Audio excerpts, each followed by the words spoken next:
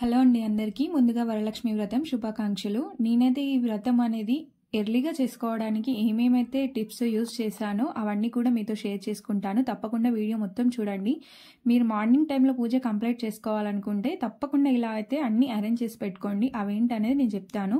ముందుగా మనము వరలక్ష్మి వ్రతము రేపు అనగానే ఇంక ఈవినింగ్ రోజు స్నానం చేసి ఈవినింగ్ అంతా కూడా తులసి మాల, వత్తులు కానీ, ప్రసాదాలు వండడానికి శనగలు, బియ్యము, మనకు వడపప్పు కోసం పెసరపప్పు, పానకం చేయడానికి బెల్లం, ఇవన్నీ కూడా ప్రతి ఐటమ్ మీకు తెలుసు కదండి. ప్రసాదాలు ఏవేవైతే చేయాలో అవన్నీ కూడా ముందుగానే రెడీ పెట్టేసి ఉంచుకోండి. అమ్మవారిని రెడీ చేయడానికి చీర, ఇంకా గాజులు అవన్నీ మనమైతే తీస్తాం కదా, అవన్నీ కూడా మనము శారీ అనేది ప్రీ ప్లేటింగ్ చేసేసి పెట్టేసుకోండి.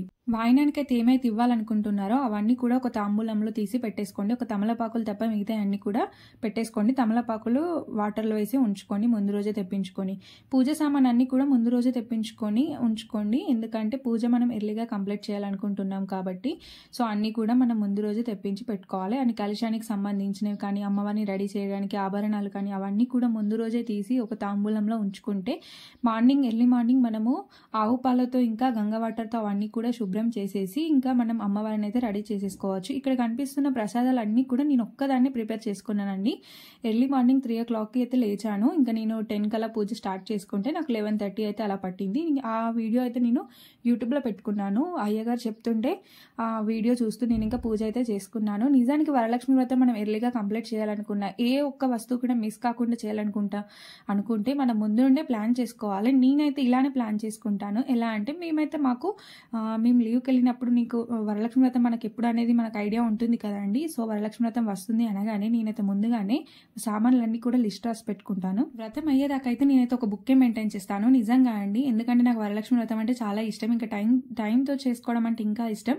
సో అందుకే నేను ఇంకా ముందుగానే ఒక బుక్ అయితే మెయింటైన్ చేశాను. ఒక 1 month ముందు నుండే నేనైతే బుక్ మెయింటైన్ చేయడం స్టార్ట్ చేశాను. నాకు ఏవేవైతే సామాన్ అవసరమో, అంటే ఇక్కడ దొరకని, మేము వేరే స్టేట్లో ఉంటాం కాబట్టి మాకు దొరకని వస్తువులన్నీ కూడా నేను ఇంటి దగ్గర నుండి తెప్పించుకున్నాను, అంటే తీసుకొచ్చుకున్నాను. ఇంకా మిగతా అన్ని వస్తువులు కూడా నేను ఒక లిస్ట్ రాసి పెట్టుకున్నాను. అంటే నాకు ఉన్న పలంగా రాయాలంటే కూడా మనకి గుర్తు రావు కదండి. అందుకే మనం ముందు నుండి ఏది గుర్తొస్తుంది, ఏ ఒక్క ఐటమ్ గుర్తొచ్చినా అవన్నీ కూడా మనం బుక్ రాస్తూ పెట్టుకోవాలి.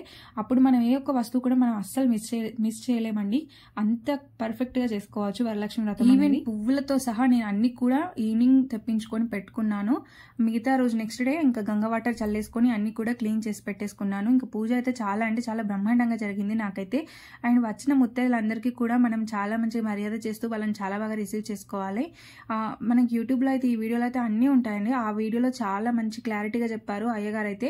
అండ్ మనం యూట్యూబ్లో ఉన్న వీడియో కూడా మనం ఒక 2 days ముందుగానే చూస్తే బాగుంటుంది. అంత లెంత్ ఉంది కదా ఎలా చూస్తాము అనేసి అనుకోకుండా 1 గంట ఆ వీడియోకి అయితే టైం స్పెండ్ చేయండి. ఎందుకంటే నేను అలానే చేశాను.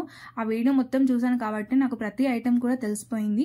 ఇంకా నా దగ్గర ఉన్నవి ఏంటివి, లేనివి ఏంటివి అనేసి ఐడియా వచ్చేసింది నేనంటే నోట్బుక్ మెయింటైన్ చేయడం వల్ల. ఇంకా సో అలా అందుకే నేను ప్రతి ఐటమ్ కూడా ఏ ఒక్క ఐటమ్ కూడా మిస్ చేసుకోలేదు. ఈసారి అన్ని కూడా చాలా బాగా జరుపుకుని, ఈసారి కాదు నేను ప్రతిసారి అలానే చేస్తాను. ప్రెజెంట్ అయితే అరుణాచల్ ప్రదేశ్ లో వీళ్ళందరూ కూడా నార్త్ వాళ్ళు అంటే ఎక్కడెక్కడ స్టేట్ నుండి వచ్చిన వాళ్ళకి వరలక్ష్మి వ్రతం గురించి తెలియదు. బట్ నేను ఒక్కదాన్ని ఇవన్నీ చేసుకోవడం చూసి వాళ్ళైతే చాలా షాక్ అయ్యారు. ఇంత బాగా చేసావు, చాలా బాగా చేసావు అంటే మెచ్చుకున్నారు. ఇంత ప్లానింగ్ తోటి ఉండడం చాలా గ్రేట్ అనేసి. అండ్ మనం కట్టుకునే చీర విషయంలో కూడా అమ్మవారికి కాకుండా మనం ఏదైతే కట్టుకుంటామో అవన్నీ కూడా మనం ముందే ప్రిపేర్ చేసి పెట్టుకోవాలి. ఎందుకంటే ఈ రోజులలో ప్రిపేర్ చేయడం అందరికీ తెలుసు. అందుకే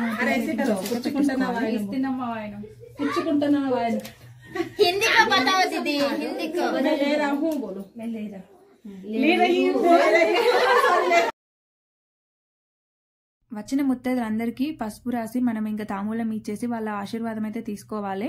అలా తీసుకున్న తర్వాత మనం ప్రసాదాలు ఏవైతే ప్రిపేర్ చేసామో అవన్నీ కూడా వాళ్ళకి మన ఇంటిలోనే తినిపించేయాలి. కొందరు ప్రసాదాలు ఇంటికి ఇచ్చి పంపిస్తారు. అలా కాకుండా మన ఇంటిలోనే తినిపించి వాళ్ళు తిన్న విస్తరాలు మనమే తీసేయాలి. అప్పుడే మనకి పూజా ఫలం అనేది సంపూర్ణంగా సిద్ధిస్తుంది.